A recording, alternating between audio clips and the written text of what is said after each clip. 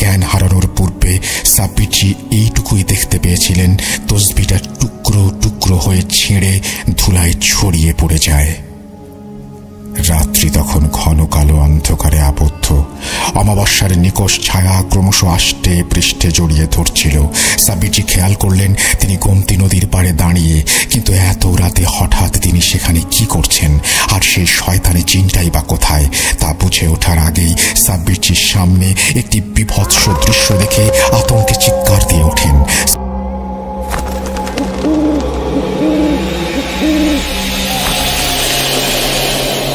যেভাবে লেখা আছে আমি সেভাবেই শুরু করছি।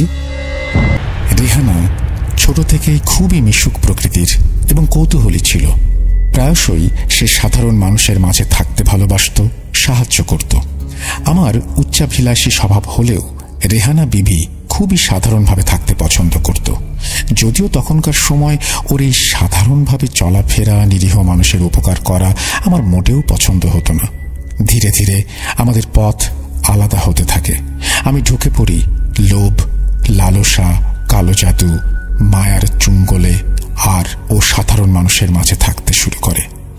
তারপর থেকে বহু বছর আমাদের আলাপচারিতা প্রায় বন্ধ হয়ে যায়।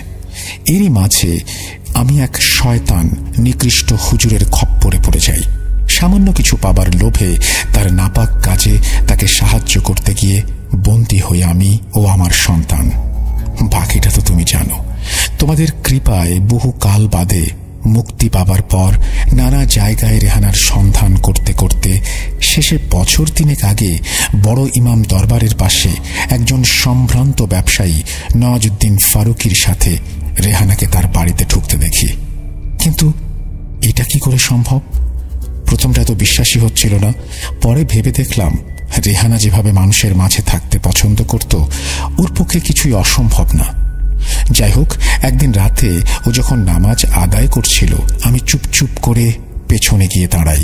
অদ্ভুতভাবে নামাজ শেষ না করেই ঘুরেই সালাম জানিয়ে জিজ্ঞেস করে, আসসালামু আলাইকুম রহমতুল্লাহি ওয়া বারাকাতুহু।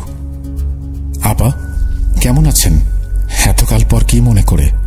আগেই বলেছি, রেহানার এই সাধারণভাবে চলাফেরা, মানুষের মাঝে থাকা আমার এককালে পছন্দ হতো না। তাই স্বাভাবিকভাবেই ও আমার উপস্থিতি আশা করেনি। এতকাল বাদে নিজের আপন বোনকে চোখের সামনে দেখে প্রত্যুত্তরে সালাম জানিয়ে আনন্দে আত্মহারা হয়ে জড়িয়ে ধরি। রেহানা অবাক হয়। সে এতটাও বোধহয় আমার কাছ থেকে আশা করেনি। আসলে না করাটাই স্বাভাবিক। তার কাছে আমি তখনও বহু শতাব্দী পূর্বে উচ্চাভিলাষী নাপাক কাজের সাথে লিপ্ত সেই রাবেয়া বিবি, যে আজ তার আপন বোনকে আগলে রাখতে পারেনি। এই বলে রাবেয়া বিবি থেমে কান্নায় ভেঙে পড়েন। সাব্বিরজি তাকে সান্ত্বনা দিয়ে আবারও বলতে অনুরোধ করেন। সময়টা 2011-র মাঝামাঝি, সম্ভবত অগাস্ট মাস। কখনো অনবরত বৃষ্টি, কখনো আবার কালো মেঘের বুক চিরে বিকেলের পড়ন্ত রোদ বিদ্রোহ করে বেরিয়ে আসতে চাইছে। তবুও ঘরের বেড়া জাল তাকে আটকে রাখার চেষ্টা করছে। সাব্বিরজি এক কাপ গরম কফি হাতে ব্যালকনিতে সবে এসে দাঁড়িয়েছেন। এমন সময় ব্যালকনির এক কোনায় রংবাহারি গাছের পাশে একটি নারী মূর্তি ধীরে ধীরে স্পষ্ট হয়ে উঠল। প্রায় 4 বছর পর হলেও সাব্বিরজির চিনতে মোটেও অসুবিধা হয়নি। উনি সালাম জানিয়ে সাদরে আপ্যায়ন করেন। প্রত্যুত্তরে রাবেয়া বিবিও সালাম জানিয়ে একটু ইতস্তত করছিলেন। সাব্বিরজি রাবেয়া বিবিকে একটি চেয়ারে বসতে আহ্বান করে চুপচাপ দেখছিলেন। রাবেয়া বিবিকে কেমন যেন অস্থির অস্থির দেখাচ্ছিল। কয়েক মুহূর্ত চুপ করে সাব্বিরজি নিজেই প্রশ্ন করেন, কি হয়েছে? কিছু সমস্যা? রাবেয়া বিবি আরো কয়েক মিনিট চুপ থেকে বলতে শুরু করেন তার একমাত্র বোন রেহানা বিবির কথা। বোনের সাথে তার অতীতের সম্পর্ক কেমন ছিল, এতকাল বাদে কিভাবে তার বোনের সাথে দেখা হলো, এবং তিনি যে একমাত্র বোনকে আগলে রাখতে পারেননি সে কথা বলা মাত্র অনুশোচনায় দগ্ধ হয়ে কান্নায় ভেঙে পড়েন। সাব্বিরজি তাকে সান্ত্বনা দিয়ে কি হয়েছে জানতে চেয়ে আবারও বলতে অনুরোধ করেন। রাবেয়া বিবি জিয়াউদ্দিন সাহেবকে স্মরণ করেন, বলেন যে বাকি কথা ওনাদের দুজনের সামনে বলবেন। বিষয়টা সাব্বিরজির সাথে সাথে জিয়াউদ্দিন সাহেবেরও জানা দরকার। খানিক বাদে রাবেয়া বিবি পাশে থাকা অপর একটি চেয়ারে একজন পরিচিত সাদা পাঞ্জাবি পরিহিত বয়স্ক ফেরেশতার মতো মূর্তির আবির্ভাব হয়।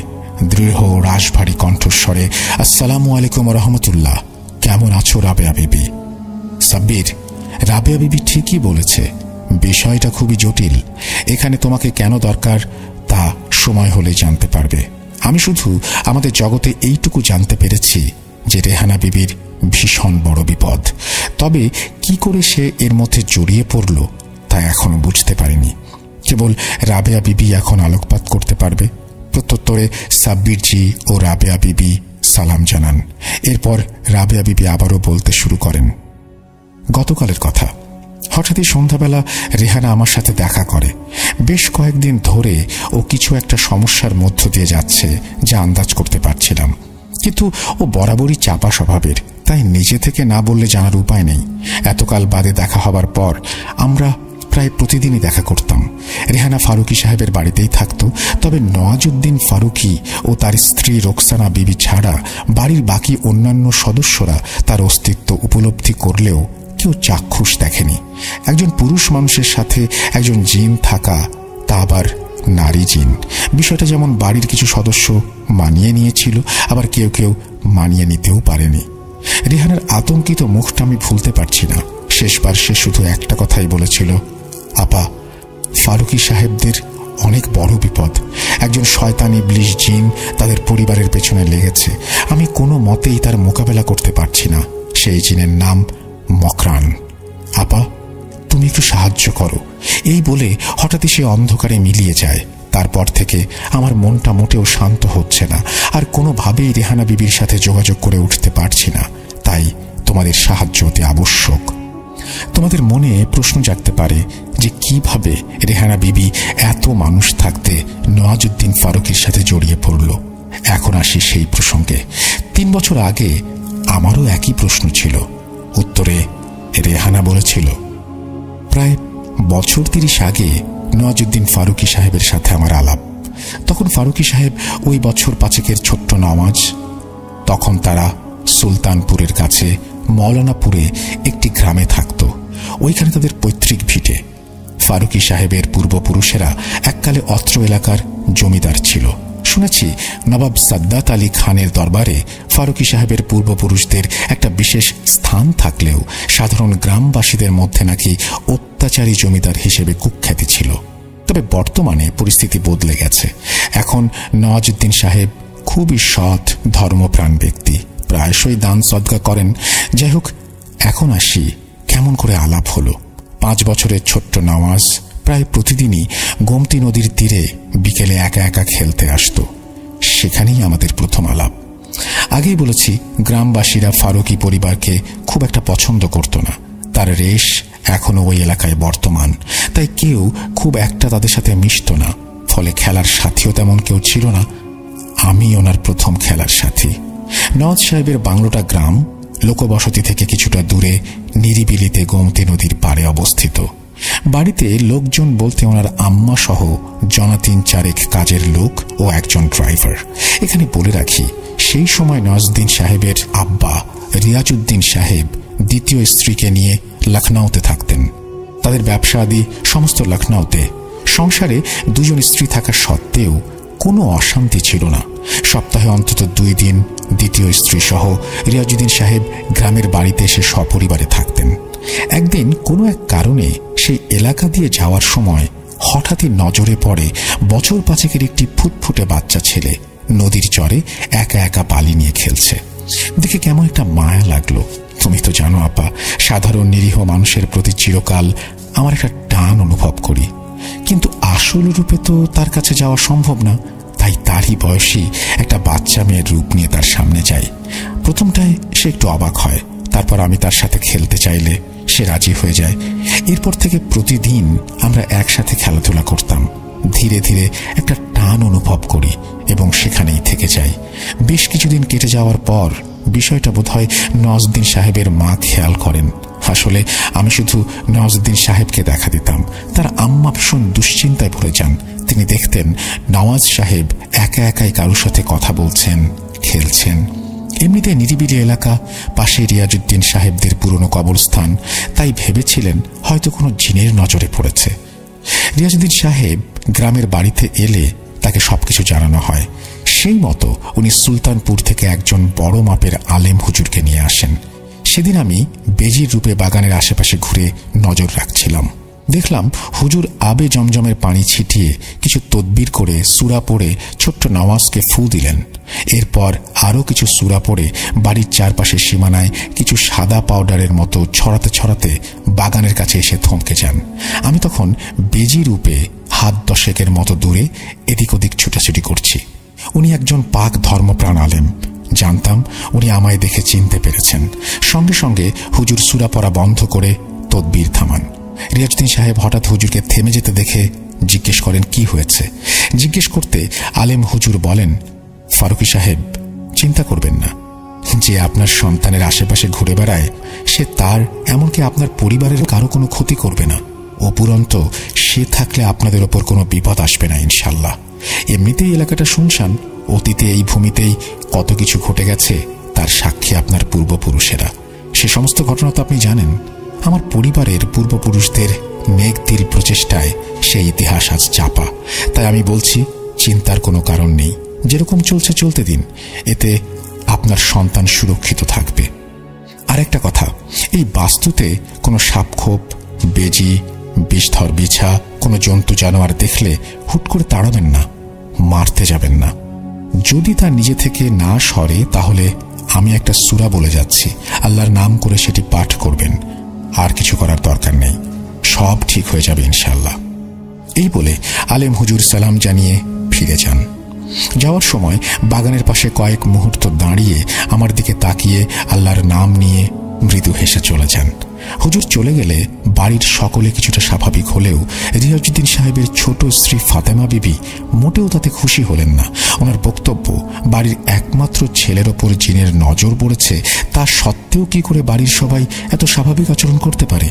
এমনকি নওয়াজ সাহেবের আপন আম্মাকেও চুপ থাকতে দেখে ফাতেমা বিবি ভীষণ অবাক হয়ে বলেন, আপা, মাপ করবেন, পেটে ধরিনি তো কি হয়েছে? নাসরিনের মতো নওয়াজও আমার সন্তান। আমি চাই নওয়াজ লখনৌতে এসে থাকুক, পড়াশোনা করুক, গ্রামে আর থাকতে হবে না। কোন জিনের নজরে পড়েছে কে জানে। ও হ্যাঁ, এখানে বলে রাখি, নাসরিন রিয়াজউদ্দিন সাহেবের দ্বিতীয় পক্ষের কন্যা সন্তান। তখন তার বয়স ওই বছর দেড়েকের মতো হবে। যাই হোক, ফাতেমা বিবির কথায় নওয়াজ সাহেবের আম্মা, এমনকি রিয়াজউদ্দিন সাহেবও রাজি হন না। নওয়াজ সাহেবের প্রাথমিক শিক্ষার পাশাপাশি মাদ্রাসায় তালিম সবই সুলতানপুরে চলছিল। তাই তাদের বক্তব্য, ছেলে আপাতত এখানেই থাকবে, পরে বড় হলে তখন উচ্চ শিক্ষার জন্য না হয় লখনউ যাবে। এতে ফাতেমা বিবি অসন্তুষ্ট হলেও এই বাড়িতে রিয়াজউদ্দিন সাহেবের ওপর কেউ কথা বলে না। এরপর প্রায় 1 মাস কেটে যায়। রাগ করে কিনা জানি না, রিয়াজউদ্দিন সাহেব সপ্তাহান্তে গ্রামের বাড়ি এলেও ফাতেমা বিবি আসতেন না। শেষে নওয়াজ সাহেবের জোড়াজুড়িতেই ওনার আদরের ছোট আম্মি মানে ফাতেমা বিবি 1 মাস পরে গ্রামের বাড়িতে আসেন। সময়টা তখন শীতকালের মাঝামাঝি, সন্ধ্যায় একটু তাড়াতাড়ি নেমে আসে। আমরা বরাবরের মতো নদীর চর থেকে খেলে ফিরছিলাম। বাড়ির গেটের কাছটায় ফুল পাতাবাহারের ঝোপের কাছে গুমোট অন্ধকারের মধ্য থেকে হঠাৎই একটি প্রকাণ্ড আঁধারের চেয়েও কুচকুচে কালো সাপ বেরিয়ে এসে নওয়াজ সাহেবকে ছোবল মারতে চায়। আমি তৎক্ষণাৎ নওয়াজ সাহেবকে দূরে ঠেলে দিয়ে ওর সামনে গিয়ে দাঁড়াই। আমি নিজে বুঝে গিয়েছিলাম সেটি কোনো সাধারণ সাপ নয়, একটি নির্দিষ্ট শয়তান খবিশ জিন। বিভৎস চেহারা, কালো শরীরে চোখ মুখের কোনো অস্তিত্ব নেই, সমগ্র শরীর লোমে ঢাকা। তার সাথে আমার তুমুল দ্বন্দ্ব বাঁধে। চিৎকার, হুটুপুটির শব্দে বাড়ির সবাই বেরিয়ে আসে। সেই মুহূর্তে তাদের চোখে যে দৃশ্যপট ফুটে উঠেছিল তা কেবলই একটি কালো সাপ ও পেশির লড়াই। তাদের চোখে আমাদের আসল চেহারা তখন উজ্জ্বল। ফাতেমা বিবি ছুটে গিয়ে নওয়াজ সাহেবকে কোলে তুলে বাড়ির ভেতরে ঢুকে পড়ে। হঠাৎ একটি বদ জিন কি করে সেখানে এলো আর কেনই বা এলো তা আজও বুঝতে পারিনি। পরে রিয়াজউদ্দিন সাহেব সেই আলেম হুজুরকে ডেকে সমস্ত বিষয় খুলে বলেন। এবং উনি জানান, দেখুন ফারুকী সাহেব, আমি আগেই বলেছি আপনার ছেলের সাথে একটি ভালো জিন আছে। সেদিন সন্ধ্যায় ওই ভয়ঙ্কর সাপ থেকে সেই জিনই আপনার ছেলেকে বাঁচিয়েছে। এরপর থেকে আর কেউ আমাকে নওয়াজ সাহেবের থেকে আলাদা করতে পারেনি। কেবল ফাতেমা বিবির তা পছন্দ ছিল না। ধীরে ধীরে নওয়াজ সাহেব বড় হতে থাকেন, আর আমিও ওনার সাথেই সাধারণ মানুষের মতো বড় হতে থাকি। এরই মাঝে নওয়াজ সাহেবের বয়স যখন 15, সেই সময় ফৈজাবাদ থেকে আসার সময় ওনার আম্মা ও আব্বা অ্যাক্সিডেন্টে মারা যান। তারপর থেকে নওয়াজ সাহেব ছোট আম্মি ফাতেমা বিবি ও বোন নাসরিনের সাথে লখনৌয়ে এসে থাকতে শুরু করেন। ফাতেমা বিবি ছেলে বড় না হওয়া পর্যন্ত ব্যবসার হাল নিজেই ধরেন। আমিও সবার অলক্ষ্যে লখনৌ পৌঁছাই, কেবল নওয়াজ সাহেব তা জানতেন। এরপর কালক্রমে নওয়াজ সাহেব বড় হন। 2006 সালে আজমগড়ের এক সম্ভ্রান্ত কুরেশি পরিবারের এক মেয়ে রোকসানা কুরেশির সাথে তার নিকাহ হয়। এটুকুই রেহানা বলেছিল। রাবেয়া বিবি একটা দীর্ঘশ্বাস ফেলে আবারও বলেন, তারপর থেকে বিগত 3 বছর সবকিছু স্বাভাবিকই ছিল। এরপর গতকালই আচমকা রেহানা এই সব বলে। আমি চাই সাব্বির, তুমি লখনৌ এসো এবং নওয়াজউদ্দিন ফারুকীর বাড়ি গিয়ে তোমার মতো করে বিষয়টা একটু দেখো। জিয়াউদ্দিন সাহেব, আমরা কেউই সশরীরে সেখানে গিয়ে দেখা করতে পারবো না, তাই তোমাকে আবশ্যক। আমার আন্দাজ নিশ্চয়ই কিছু একটা গভীর ষড়যন্ত্রের মধ্যে আছে। খেয়াল করো, 30 বছর আগে সেই আলেম হুজুর রিয়াজউদ্দিন সাহেবকে কি বলেছিল? নিশ্চয়ই কিছু একটা রহস্য লুকিয়ে আছে। আর কে এই মকরান, যাকে রেহানা বিবি পর্যন্ত হারাতে পারেনি? এই বলে রাবেয়া বিবি থামেন। জিয়াউদ্দিন সাহেবও গম্ভীর স্বরে সম্মতি জানান। কিন্তু আচমকা একজন অচেনা লোকের বাড়ি কিভাবে যাওয়া যায়? সাব্বিরজিকে চিন্তিত দেখে জিয়াউদ্দিন সাহেব বলেন, কে বলেছে সাব্বির তুমি একা যাবে? তুমি বরং ফরহান সাহেব ও তোমার পরিচিত সেই ইমাম সাহেবকে সঙ্গে নিও। 2007 সালে রাবেয়া বিবিকে উদ্ধার করা, ফরহান সাহেবের একমাত্র ছেলেকে বাঁচানো, তারা বিষয়টা শুনলে আশা করি না করবেন না। তুমি কালই লখনৌ রওনা দাও। আমি রাবেয়া বিবি বরং সন্ধান লাগাই কে এই মকরান। এই বলে জিয়াউদ্দিন সাহেব ও রাবেয়া বিবি অদৃশ্য হলেন। পরদিন দুপুরের ফ্লাইট ধরে সাব্বিরজি সোজা লখনৌ পৌঁছে যান। এরপর হোটেলে চেক ইন করে ফ্রেশ হয়ে সময় নষ্ট না করে সেই পরিচিত মসজিদে যান, যেখানে 2007 সালে ফরহান সাহেব তথা ইমাম সাহেবের সাথে তার আলাপ হয়েছিল। ভাগ্যক্রমে মসজিদের গেটেই ইমাম সাহেবের সাথে দেখা হয়ে যায়। সাব্বিরজি তাকে সালাম জানিয়ে লখনৌ আসার সমস্ত বিষয় খুলে বলেন এবং এও বলেন যে হয়তো ফরহান সাহেবের সাহায্যের প্রয়োজন আছে। ইমাম সাহেব রাবেয়া বিবি সম্পর্কে জানতে চান। তিনি আর দেরি না করে সাব্বিরজিকে তার বাড়িতে আপ্যায়ন করেন। পথে যেতে যেতে ফরহান সাহেবকেও ফোন দেন। এতদিন পর সাব্বিরজি লখনৌ এসেছেন শুনে ফরহান সাহেবও সানন্দে আসছি বলে তাড়াতাড়ি ওনার অফিস থেকে রওনা দেন। এরপর ইমাম সাহেবের বাড়ি পৌঁছে সাব্বিরজির সাথে কুশল বিনিময় করে নওয়াজউদ্দিন ফারুকীর সম্পর্কে পুরো বিষয়টা শুনে বলেন, সাব্বিরজি, ভদ্রলোকের সাথে আমার মোটামুটি আলাপ, কয়েকটা কমার্শিয়াল মিটআপে ওনার সাথে আমার পরিচয়। হাতে বেশি সময় নেই শুনে আর দেরি না করে ফরহান সাহেব সাব্বিরজি ও ইমাম সাহেবকে সঙ্গে নিয়ে প্রথমে নওয়াজউদ্দিন সাহেবের অফিসের দিকে রওনা দেন। পরে সেখানে উনি নেই শুনে সোজা বড় ইমাম দরবারের কাছে ওনার বাড়িতে যান। যতক্ষণে তারা নওয়াজউদ্দিন সাহেবের বাড়িতে পৌঁছান ততক্ষণে বিকেল গড়িয়ে সন্ধ্যা দোর গোড়ায়। গেটের সামনে দারোয়ানকে দিয়ে ভেতরে খবর পাঠাতে মিনিট 5 মধ্যে দারোয়ান এসে তাদেরকে সাদর আপ্যায়ন করে বাড়ির মজলিসে বা বৈঠকখানায় নিয়ে গিয়ে বসান।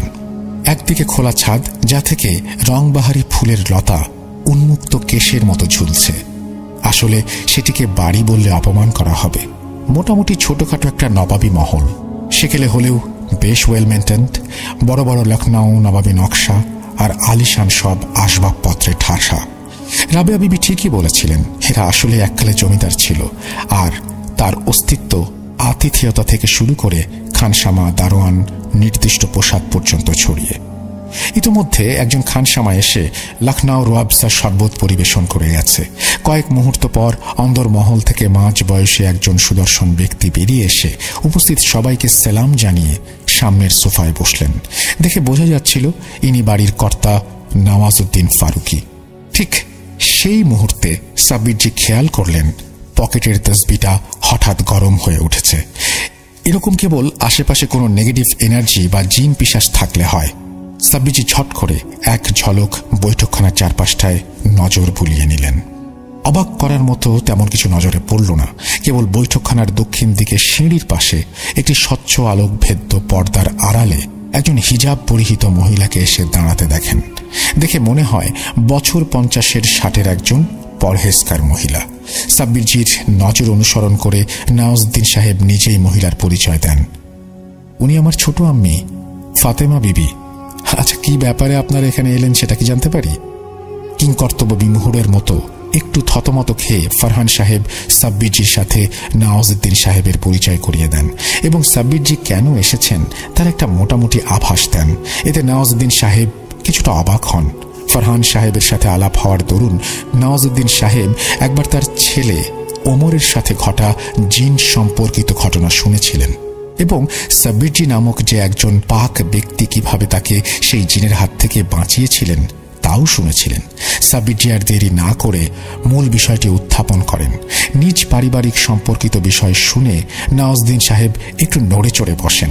সাব্বিরজি কথোপকথনের মাঝে হঠাৎই রেহানা বিবির প্রসঙ্গ আনতে খেয়াল করলেন নওয়াজউদ্দিন সাহেবের মুখ বিস্ময়ে ফ্যাকাশে হয়ে যায়। তিনি অদ্ভুত দৃষ্টিতে সাব্বিরজির দিকে তাকিয়ে থাকেন। তাকে থামান। যদিও সাব্বিরজি রাবেয়া বিবির বিষয়টা গোপন করে কৌশলে রেহানা বিবির নাম নিয়েছিলেন, এরই মাঝে সবার অলক্ষ্যে আরও একটা ঘটনা সেই মুহূর্তে ঘটে যায়।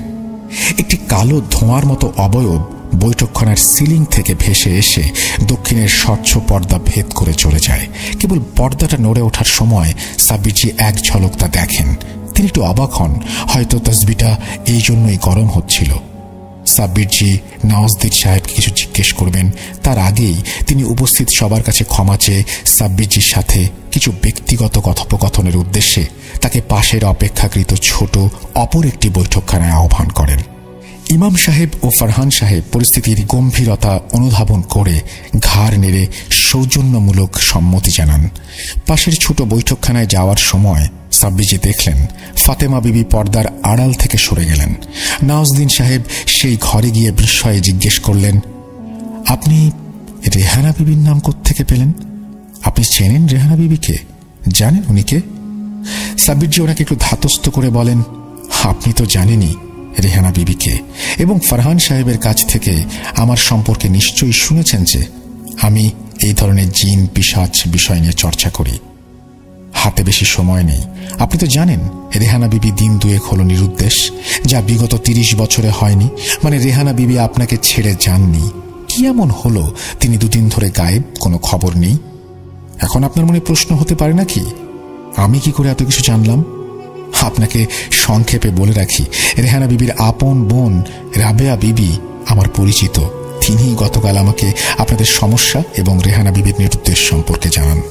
ঠিক সেই সময় ঘরের এক কোণে ধোঁয়ায় ভরে যায় এবং তার ভেতর থেকে একটি চেহারা ধীরে ধীরে প্রস্ফুটিত হতে থাকে। আপন বোনহারা শোকার্ত দৃষ্টি নিয়ে রাবেয়া বিবি বেরিয়ে আসেন। নওয়াজউদ্দিন সাহেব মুহূর্তের জন্য রেহানা বিবি বলে আনন্দে একরকম চেঁচিয়ে উঠে পরক্ষণে উদাস এবং বিস্মিত হন। সাব্বিরজি নওয়াজউদ্দিন সাহেবকে রাবেয়া বিবির সাথে পরিচয় করিয়ে দেন। রাবেয়া বিবি কাতর কণ্ঠে রেহানা বিবির কথা জিজ্ঞেস করলে একটা দীর্ঘ নিঃশ্বাস ফেলে নওয়াজউদ্দিন সাহেব বলতে শুরু করেন, মাস তিনেক আগের কথা। আমিও আমার স্ত্রী রোকসানা আমার শ্বশুর বাড়ি আজমগড় থেকে ফেরার সময় মৌলানাপুরে আমার পৈতৃক ভিটেতে কিছুক্ষণের জন্য যাই। আমার স্ত্রী 3 মাসের অন্তঃসত্ত্বা। বহুকাল আমরা কেউ সেখানে যাই না। খানসামা কেয়ারটেকার আছে, তারাই সব দেখাশোনা করে রাখে। আসলে বেশ কিছু বছর আগে আমার আব্বু আম্মি একটা কার অ্যাক্সিডেন্টে মারা যাওয়ার পর আমি ছোট আম্মির সাথে লখনউয়ে চলে আসি। ছোট আম্মি আমাকে নিজের সন্তানের চেয়েও বেশি ভালোবাসেন।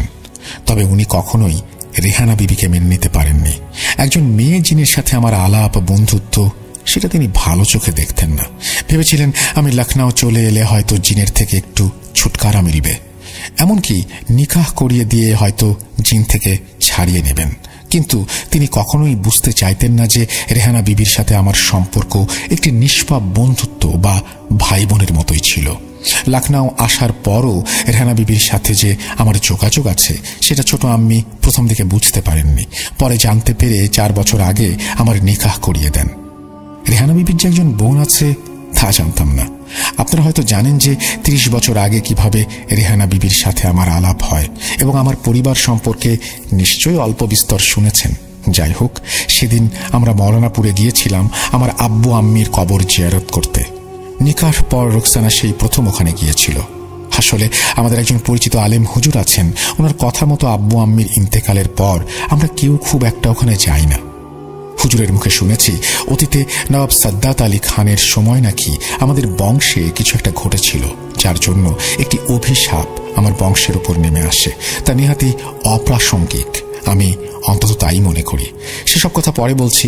আমার এখনো মনে আছে ছোটবেলায় উনি আমার আব্বুকে বলেছিলেন রেহানা বিবি একজন ভালো জিন, আমার সাথে থাকলে উপকারী হবে। রেহানা বিবি হয়তো বা আপনাদের বলেছেন। আমরা সেদিন 2:15 নাগাদ সেখানে পৌঁছাই। কথা ছিল কবর জিয়ারত করে সন্ধ্যার মধ্যে লখনউ ফিরে যাব, তাই ছোট আম্মিকে জানাইনি। আর ছোট আম্মি জানলে আমাদের কখনোই সেখানে যেতে দিতেন না। কিন্তু মৌলানাপুর পৌঁছে নিরিবিলি সবুজ ঘেরা নদীর পাড়ে বাগান, এরকম মনোরম পরিবেশে মোড়া আমাদের বাংলো আছে এটা জেনে রোকসানা প্রথমে তো আমার ওপর একটু রাগই করল। তারপর সে বলল যে সেদিন সে আর লখনউ ফিরছে না, এখানে অন্তত একটি রাত সে থাকতে চায়। আমারও খুব ইচ্ছে করে মাঝে মাঝে সেখানে যেতে, কিন্তু ছোট আম্মির জন্য সেটা হয়ে উঠছিল না। কবে কোন কালে অতীতে কি ঘটেছে তার জন্য আমরা কেন সাফার করব। এমনিতেই মৌলানাপুর গোমতী নদীর পাড় আমার ভীষণ পছন্দের, আমার জন্ম ভিটে। ওখানেই ছোটবেলায় নদীর পাড়ে খেলা করার সময় রেহানা বিবির সাথে আমার প্রথম দেখা। কত স্মৃতি জড়িয়ে আছে, তাই আমি রাজি হয়ে যাই রোকসানার কথায়। তখনও সন্ধ্যা নামেনি। নদীর পশ্চিম পাড়ে ঝোপঝাড়ের প্রান্তরে আকাশের সূর্য তার রক্তিম আভার শেষ দাঁড়ি টানতে ব্যস্ত। রোকসানা বায়না করে নৌকা বিহার করবে। যেই ভাবা সেই কাজ। আমাদের একটা ছোট্ট বোট আছে, সেটাকে নিয়ে আমি ও রোকসানা ধীরে ধীরে নদীর জলে ভেসে যাই। সন্ধ্যার মায়াবী আবহে ভাসতে ভাসতে কখন যে আমরা নদীর মাঝখানে চলে এসেছি খেয়াল নেই। হুঁশটা ফেরে আচমকা বোটটা দুলে ওঠায়। মাঝ নদীতে ঢেউ যেমন একটা থাকে না, আর স্রোতও খুব সেরকম নয়। যেন মনে হচ্ছিল জলের তলায় কোনো বড় সাইজের কুমির লেজ নাড়ছে। তবে এই অঞ্চলে গোমতী নদীর কুমির আছে বলে আমার জানা নেই। তাহলে ওটা কি?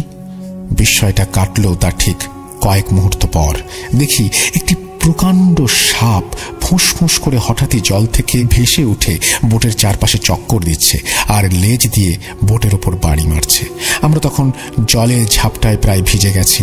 রোকসানা আতঙ্কে চিৎকার করে আমাকে সে জাপটে ধরে চোখ বন্ধ করেছে। এদিকে আমি শত চেষ্টা করেও বোটটাকে কিনারায় নিয়ে যেতে পারছিলাম না। আতঙ্কের মধ্যে একটা বিষয় তখন মাথা থেকে বেরিয়ে গিয়েছিল। শুনেছি অ্যানাকোন্ডা বিশ্বের সবচেয়ে বড় সাপ, কিন্তু সেটা থাকে অ্যামাজনের জঙ্গলে। অ্যানাকোন্ডার মতো এত বড় সাপ আমাদের দেশে আসবে কোত্থেকে? আমার জানা মতে ওই অঞ্চলে অজগরের মতো বড় সাপ নেই, আর যেটা চোখের সামনে দেখছি তা কম করে হলেও 10টা অজগরের সমান। ওটা যে একটা অতি প্রাকৃতিক কিছু সেটা আর বুঝতে বাকি রইল না। মনে প্রাণে তখন রেহানা বিবিকে স্মরণ করছিলাম। আতঙ্কে রোকসানা ততক্ষণে জ্ঞান হারিয়েছে। মিনিট খানিকও যায়নি, আমার ঠিক মনে আছে সাপটি সজোরে লেজের আঘাতে বোটটি মাঝখান থেকে ভেঙে ফেলল। শেষবারের মতো আমার যতটুকু মনে ছিল আমরা নদীর জলের তলায় তলিয়ে যাচ্ছিলাম। আর কিছু মনে নেই। জ্ঞান ফিরতে দেখি আমি ও রোকসানা মৌলানাপুরের বাড়িতে আমাদের ঘরে শুয়ে আছি। কি করে সেখানে গেলাম তা অনুধাবন করার আগে নজর যায় রোকসানার মাথার পাশে বসে থাকা একজন পরিচিত নারী মূর্তির দিকে। রেহানা বিবি পরম আদরে রোকসানার মাথায় হাত বুলিয়ে দিচ্ছে। জ্ঞান ফিরতে রোকসানা আতঙ্কে কেঁদে উঠে রেহানা বিবিকে জড়িয়ে ধরে। আচ্ছা, এখানে বলে রাখি, রেহানা বিবি আমার পরিবারে আমি ছাড়া কেবল নিকার পর রোকসানাকে দেখা দিতেন। ধীরে ধীরে তাদের মধ্যে সখ্যতা গড়ে ওঠে, একেবারে দুই বোনের মতো সম্পর্ক। রেহানা বিবি তাকে শান্ত করেন। এদিকে বাইরে ছোট মার গলার স্বর শুনতে পেলাম। তিনি বাড়ির খান সামাদের ওপর রীতিমতো চড়াও হয়েছেন। শুনতে পেলাম, বাড়িতে এত মানুষ থাকতে তোমরা কেন সন্ধ্যাবেলা তাদের নদীতে যেতে দিলে? আকবর মিয়া, তুমি এই বাড়িতে কেয়ারটেকার, তোমার একটা দায়িত্ব আছে না? তুমি এতদিন এ বাড়িতে আছো, জানো সবকিছু, তাহলে ওদের একা একা যেতে দিলে কেন? ভাগ্যিস বোটটা পাড়ের কাছে ছিল। না না, আমরা রাতেই ফিরবো, তুমি গাড়ি বের করো। এখানে আর একদণ্ড নয়, আমি তাদের বারণ করেছিলাম এখানে আসতে। দেখি ছেলে মেয়ে দুটোর জ্ঞান ফিরল কিনা। আমি নীরবে রেহানা বিবির দিকে তাকাতে তিনি বলেন যে আমাদের সেই শয়তান জিনের হাত থেকে ছাড়িয়ে বোট সমেত পাড়ের কাছে রেখে দিয়ে কৌশলে আকবরকে সচেতন করেন। তখন আকবর মিয়া এসে নদীর পাড়ে বোটের মধ্যে আমাদের অচৈতন্য অবস্থায় পড়ে থাকতে দেখে খানসা আমাদের ডেকে ধরাধরি করে নিয়ে আসে এবং এখানে এসে শুইয়ে দেয়। যাই হোক, দেখলাম ছোট আম্মি ঘরে ঢুকতে এসে চৌকাঠে পা রাখতে গিয়েও পিছিয়ে গেলেন। এরপর দরজার বাইরে থেকে গম্ভীর স্বরে বললেন, নওয়াজ, নওয়াজ, গাড়ি রেডি, বৌমাকে নিয়ে এসো, আমরা এক্ষুনি লখনউ রওনা দেব, আর এক মুহূর্ত এখানে নয়। আমি সেদিন সুবোধ বালকের মতো শুধু ঘাড় নেড়ে সম্মতি জানিয়েছিলাম, না বলার সাহস পাইনি। আসলে আম্মি আব্বু মারা যাবার পর তিনিই আমাকে কোলে পিঠে করে মানুষ করেছেন। এমনকি আপন মেয়ে নাসরিনকেও ততটা যত্ন করেননি যতটা আমায় করেছেন। ছোট আম্মির ঘরে না ঢোকার কারণটা আমি জানতাম। রেহানা বিবিকে না দেখতে পেলেও অনুভব করতে পারতেন। ছোট থেকেই দেখেছি উনি কখনোই তাকে মানতে পারেননি। উনি বুঝতে পেরেছিলেন সেই মুহূর্তে রেহানা বিবি ঘরে আছে, তাই উনি ঘরে প্রবেশ করেননি। ফিরে আসার পর থেকে সবকিছু মোটামুটি স্বাভাবিক ছিল। হপ্তা দুয়েক থেকে নতুন করে কিছু সমস্যা দেখা দিল রোকসানার সাথে। ঠিক সেই সময় সাব্বিরজি লক্ষ্য করলেন একজন হিজাব পরিহিত গর্ভবতী নারী খানসামার সহযোগিতায় বাইরে বৈঠকখানায় ফরহান সাহেব ও ইমাম সাহেবকে চা জল খাবার পরিবেশন করছেন এবং ভেতরের বৈঠকখানায় এসে তাকে ও নওয়াজউদ্দিন সাহেবকে চা জল খাবার পরিবেশন করলেন। নওয়াজউদ্দিন সাহেব সাব্বিরজির সাথে তার পরিচয় করিয়ে দেন এবং ধীর স্বরে সাব্বিরজির আসল পরিচয় তাকে দেন। তিনি আসলে নওয়াজউদ্দিন সাহেবের স্ত্রী রোকসানা বিবি। সাব্বিরজিকে সেলাম জানিয়ে নওয়াজউদ্দিন সাহেবের কথায় তার পাশে বসলেন। সাব্বিরজিও তাকে প্রত্যুত্তরে সেলাম জানিয়ে নওয়াজউদ্দিন সাহেবের অনুমতি নিয়ে গত 2 সপ্তাহে কি ঘটেছিল জানতে চান। রাবেয়া বিবি পাশেই ছিলেন। রোকসানা বিবি তাকে দেখে নওয়াজউদ্দিন সাহেবের মতো ভুল করে রেহানা বিবি ভাবেন। পরে ভুল ভাঙতে তিনি উদাস হয়ে পড়েন। এরপর ধীর সুরে বলেন, মৌলানাপুর থেকে ফেরার পর হপ্তা দুয়েক আর কিছু ঘটেনি। রেহানা আপা সারাক্ষণ ছায়ার মতো আমার সাথে থাকতেন। এমনকি আমি কোনো কিছু খাওয়ার আগে তিনি চেখে দেখতেন। তিনি নাকি কিছু একটা বিপদের গন্ধ পাচ্ছিলেন। হপ্তা দুয়েক আগে হঠাৎই মাঝ রাতে বিভৎস একটা স্বপ্ন দেখে উঠে পড়ি। নওয়াজ সাহেব সেদিন ব্যবসার জন্য মুম্বাই গিয়েছিলেন। রেহানা আপা সঙ্গে ছিলেন। ঘুম থেকে উঠে আতঙ্কে চিৎকার করতে গিয়েও কাঠ হয়ে যায়। দরজার বাইরে দুটো ছায়ামূর্তির হুটুপুটি প্রতিফলন দরজার কাচের ওপর ফুটে উঠেছে। ছায়ার আকারে বুঝতে পারছিলাম একটি নারী, অপরটি তার দ্বিগুণ উচ্চতার দানবাকৃতির ছায়ামূর্তি। বেশ কিছুক্ষণ হুটুপুটির পর দরজা খুলে যায়। দেখি চুল এলোমেলো, কাটা ছেঁড়া শরীরে বিভৎস অবস্থায় রেহানা আপা ঘরে ঢুকলেন। আমি তার এই অবস্থা দেখে কান্নায় ভেঙে পড়ি, জড়িয়ে ধরি তাকে। খানিক বাদে দুজনে একটু ধাতস্থ হওয়ার পর আমি আপাকে স্বপ্নের কথা বলি। আমি স্বপ্ন দেখি গভীর রাতে মৌলানাপুরে সেই গোমতী নদীর তীরে আমি একা দাঁড়িয়ে। এমন সময় ভূমিকম্পের মতো মাটি কাঁপতে থাকে। আকাশ বাতাস কাঁপিয়ে প্রবল শব্দে ফোঁস ফোঁস করতে করতে সেই বিশাল আকার কালো সাপটি পাড়ের একটি গর্ত থেকে বেরিয়ে এসে লেজ দিয়ে আমাকে পেঁচিয়ে টানতে টানতে নদীর কাছে নিয়ে যায়। সেই ফোঁস ফোঁস শব্দের মধ্যে দূর থেকে কেউ গর্জন করে বলেছিল, জানের বতরে জান চায়, এই বংশের বাতিনি ভাই। এভাবে ক্রমাগত বলে চলছিল।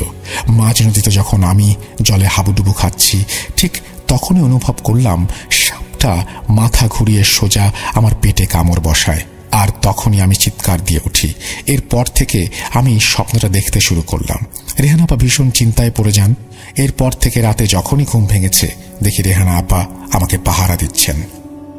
দিন চারেক আগে ছোট আম্মি পানি পড়া নিয়ে এসে আমাকে খেতে দেন। আমি আগেই বলেছি রেহানা আপা আমি যা কিছু খাই না কেন তা চেক করেন, কিন্তু সেদিন তিনি তা করতে পারেননি। আসলে ছোট আম্মি আমার ভালোর জন্য এনেছেন, তা চেক করার জন্য তাকে দিয়ে তো আর অপমান করতে পারি না। যাই হোক, তারপর থেকে আশ্চর্যজনকভাবে সবকিছু স্বাভাবিক হয়ে যায়। মানে আমি স্বপ্ন টপ্ন আর দেখি না। মনের মধ্যে যে ভয় কাজ করত সেটাও স্বাভাবিক হয়। তার একদিন পর থেকেই হঠাৎই আর রেহানা আপাকে দেখতে পাই না। আমি নওয়াজ সাহেব তাকে স্মরণ করা সত্ত্বেও তিনি আজ পর্যন্ত আসেননি। এই বলে রোকসানা বিবি থামেন। সবই তো শোনা হলো, কিন্তু কলকাতা থেকেই একটা প্রশ্ন সাব্বিরজির মাথায় ঘুরপাক খাচ্ছিল। নওয়াজউদ্দিন সাহেবের পরিবারের কি এমন ইতিহাস আছে যার জন্য তাদের মৌলানাপুর ছেড়ে লখনউ চলে আসতে হলো? সেই উত্তর তখনও জানা হয়নি। রেহানা বিবি যে কোনো বিশাল শয়তানের চঙ্গুলে পড়েছেন তা পরিষ্কার। সাব্বিরজি কয়েক মুহূর্ত চুপ থেকে নওয়াজউদ্দিন সাহেবকে জিজ্ঞেস করেন যে অতীতে কি ঘটেছিল। নওয়াজউদ্দিন সাহেব একটু ইতস্তত করে জানান যে সেই ইতিহাস তিনি নিজেও জানেন না, কোনো এক কারণে তাকে জানানো হয়নি। এমনকি ছোট আম্মি ফাতেমা বিবিও জানেন না। তবে নওয়াজউদ্দিন সাহেব বলেন, আমাদের সেই পরিচিত আলেম হুজুর জানেন, কিন্তু বহু বছর তার সাথে কোনো যোগাযোগ নেই। আমার নিকার সময় দাওয়াত দিতে গিয়ে জানতে পারি তেনারা সুলতানপুর ছেড়ে ফৈজাবাদে শিফট করেছেন, নিকাহতে আসেননি। সবকিছু শুনে সাব্বিরজি বললেন যে তিনি একবার তাঁর সাথে দেখা করতে চান, ফৈজাবাদের ঠিকানাও নেন। এরপর নওয়াজউদ্দিন সাহেবকে বলেন, বিপদ কি এবং কোত্থেকে আসছে এখনো বুঝতে পারছি না, তবে রোকসানাজির ওপর কোনো এক ভয়ঙ্কর শয়তান জিনের নজর পড়েছে সেটা নিশ্চিত। রেহানা বিবির গায়েব হয়ে যাওয়াটা কোনো স্বাভাবিক বিষয় মনে হচ্ছে না। আপনি এক কাজ করুন, রোকসানাজিকে কালই আপনার শ্বশুর বাড়ি পাঠিয়ে দিন। যতদিন না ঝামেলা মিটছে উনি যেন সেখানেই থাকেন। চিন্তা করবেন না, রাবেয়া বিবি রেহানা বিবির আপন বোন, বড় বোন। উনি ঠিক রেহানা বিবির মতো রোকসানাজিকে আগলে রাখবেন। আরেকটা বিষয়, কেন হঠাৎ রোকসানাজিকে তার বাপের বাড়ি পাঠাচ্ছেন সে কথা এই ঘরে উপস্থিত ব্যক্তি ছাড়া কেউ যেন জানতে না পারে। রাবেয়া বিবির ব্যাপারে কাউকে জানাবেন না, এমনকি ফাতেমা বিবি সহ বাড়ির অন্য সদস্যদেরও নয়। আচ্ছা, এখন উঠছি, কাল ফৈজাবাদে গিয়ে কিছু জানতে পারলে জানাবো। এই বলে সাব্বিরজি উঠে পড়েন। রাবেয়া বিবিকে সমস্ত বিষয় বুঝিয়ে নওয়াজউদ্দিন সাহেবের কাছ থেকে বিদায় নিয়ে ফরহান সাহেব ও ইমাম সাহেবকে সঙ্গে নিয়ে ফিরে আসেন। রাতে জিয়াউদ্দিন সাহেবকে সমস্ত বিষয় খুলে বলেন। সবকিছু শুনে জিয়াউদ্দিন সাহেব সাবধানে পা ফেলতে বলেন। মকরান সম্বন্ধে জানান, এখন পর্যন্ত শুধু এইটুকুই জানতে পেরেছি, মকরান একটি শক্তিশালী সম্প্রদায়ের অন্তর্ভুক্ত জিন। তবে অতীতে কি ঘটেছিল তা তোমাকেই খুঁজে বের করতে হবে। আমি ততক্ষণে খোঁজার চেষ্টা করি কোথায় এই সম্প্রদায়। একবার খুঁজে পেলে এর প্রতিকারের পথও খুঁজে পাওয়া যাবে ইনশাল্লাহ। তুমি রাবেয়া বিবিকে সেখানে রেখে ঠিক করেছ, কাল যাও, তবে সাবধানে, দরকার হলে আমিও হাজির হব। এই বলে জিয়াউদ্দিন সাহেব চলে যান। রাতে নানা চিন্তায় ঘুম আসছিল না। কানের কাছে খালি মনে হচ্ছিল কেউ ফোঁস ফোঁস করে বলছে, জানের বদলে জান চাই, এই বংশের বাতিনি ভাই, জানের বদলে জান চাই। ফৈজাবাদে যাওয়ার পর থেকে সাব্বিরজি কি এমন জানতে পারলেন যার জন্য মন, মস্তিষ্ক, বুদ্ধি সবকিছু তোলপাড় হয়ে গিয়েছিল? জানতে পারবেন ঘটনার পরবর্তী অংশে। পরদিন সকালে যথারীতি নির্দিষ্ট সময়ে নওয়াজউদ্দিন সাহেবের একজন ড্রাইভার গাড়ি নিয়ে হোটেলে হাজির। যথাসময়ে গাড়ি সাব্বিরজিকে নিয়ে ফৈজাবাদের উদ্দেশ্যে রওনা দেয়। ঘণ্টা দুয়েকের পথ।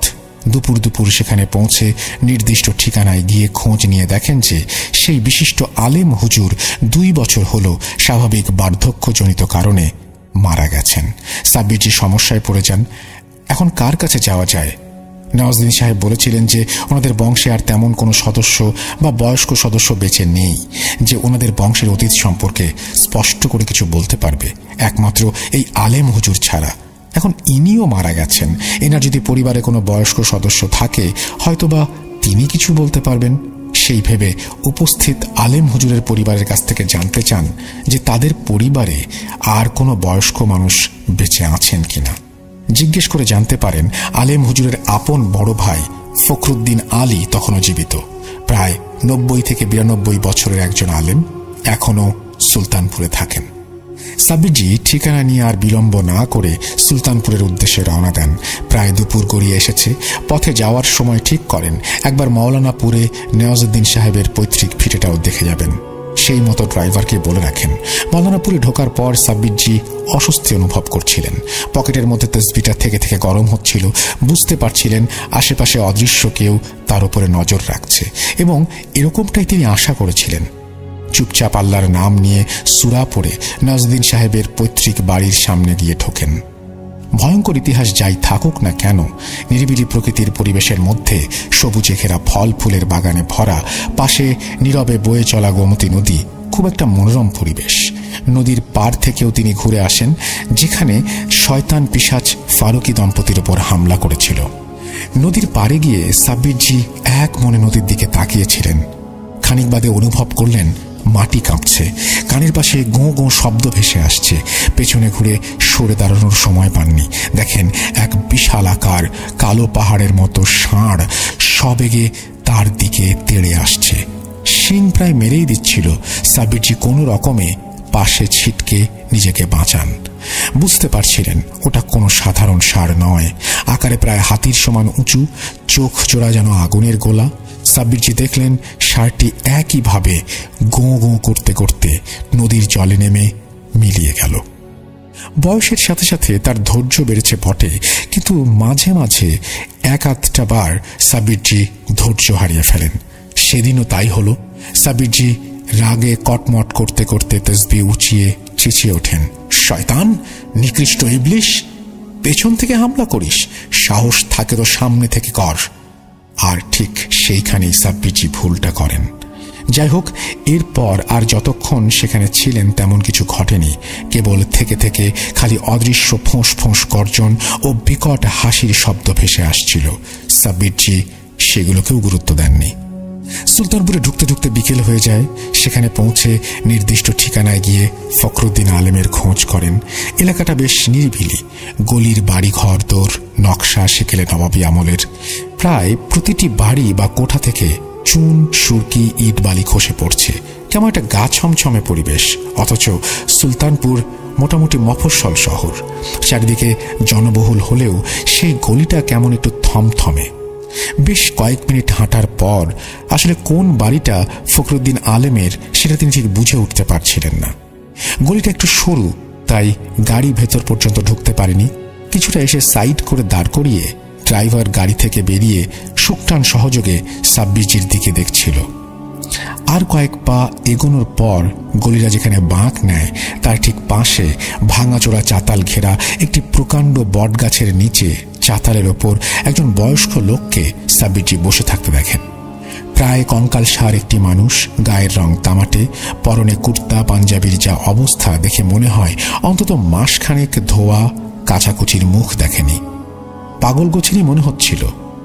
সাব্বিরজি পাশ কাটিয়ে বাম দিকের গলিতে ঢুকবেন তার আগেই খুক খুক করে কেশে লোকটা ফ্যাঁস ফ্যাঁসে কণ্ঠস্বরে বলে উঠল, কাউকে খুঁজছেন? কারুর বাড়ি যাবেন? পোশাক আশাক দেখে পাগল মনে হলেও লোকটা যে মোটেও পাগল নয় তা ততক্ষণে পরিষ্কার, এবং বলাই বাহুল্য লোকটার ধারণা শক্তিও প্রখর। সাব্বিরজি বিষয়টাকে স্বাভাবিকভাবেই নেন, যদিও বেশ কিছুক্ষণ ধরে অস্বাভাবিক কিছু একটা অদৃষ্টে ঘটে চলেছে সেটা সাব্বিরজি আঁচ করতে পারছিলেন। কারণ গলিতে ঢোকার পর থেকেই তসবিটা আবারও গরম হতে শুরু করেছে। আগেই বলেছি, সাব্বিরজি জানতেন সেদিন কেউ তার উপরে নজর রাখছে। মৌলানাপুরে যা ঘটেছিল তারপর থেকে সাব্বিরজি একটু সচেতনই ছিলেন। উনি আর দেরি না করে বয়স্ক লোকটিকে ফখরুদ্দিন আলেমের বাড়ি কোনটা জিজ্ঞেস করতেই লোকটা আবারও খুক খুক করে কেসে জবাব দেন, কেন, কি দরকার তার সাথে? বহুকাল কেউ খবর নেয় না, আজ তুমি খোঁজ নিচ্ছ? কে তুমি?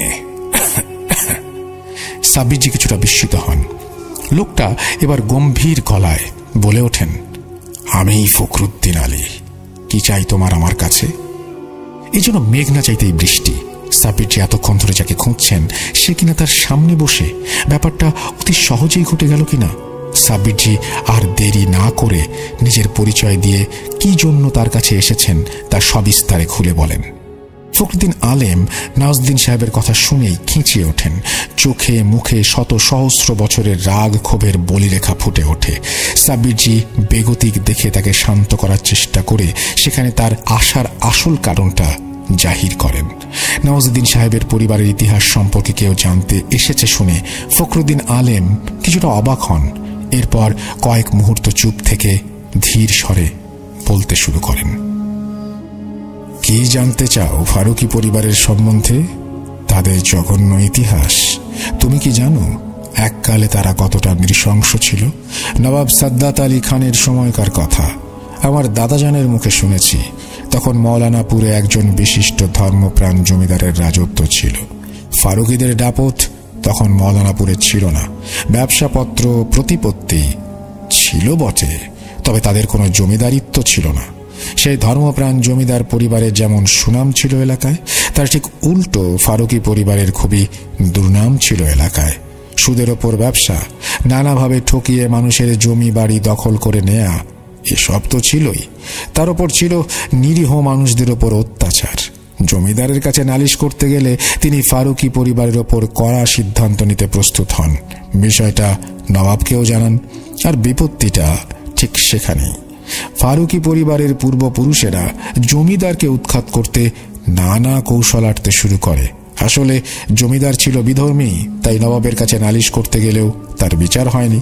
এইভাবে বেশ কয়েক বছর চলার পর যখন নালিশের পরিমাণ ধীরে ধীরে বাড়তে থাকে, তখন ফারুকি পরিবারের পূর্বপুরুষেরা একটি নৃশংস সিদ্ধান্ত নিয়ে বসে। সেই জমিদার পরিবারকে তারা সরানোর জন্য প্রস্তুতি নেয়। কিন্তু সরাসরি কিছু করতে গেলে গ্রামবাসীরা বিদ্রোহ করে উঠবে, তাই তারা একটি নিকৃষ্ট তান্ত্রিকের সাহায্য নেয়। তান্ত্রিকের কথা মতো একটি বিশেষ অমাবস্যায় শিরক কাজ করে। তৎকালীন জমিদারের একমাত্র 5 বছরের সন্তানকে শয়তানের সামনে বলি দিয়ে একটি ভয়ঙ্কর জিনকে প্রেরণ করে সেই জমিদার পরিবারকে শেষ করে দেওয়ার জন্য। এবং সেটাই ঘটে। কয়েক সপ্তাহের মধ্যেই নানাবিধ অসুখে এবং সাপের কামড়ে জমিদার পরিবার শেষ হয়ে যায়। আগেই বলেছি, ফারুকির পরিবারের পূর্বপুরুষেরা নবাবের খুবই স্নেহভাজন ছিল, তাই গ্রামের হাল ধরতে নবাবের পৃষ্ঠপোষকতায় ফারুকি পরিবার এই এলাকার জমিদার হয়ে ওঠে।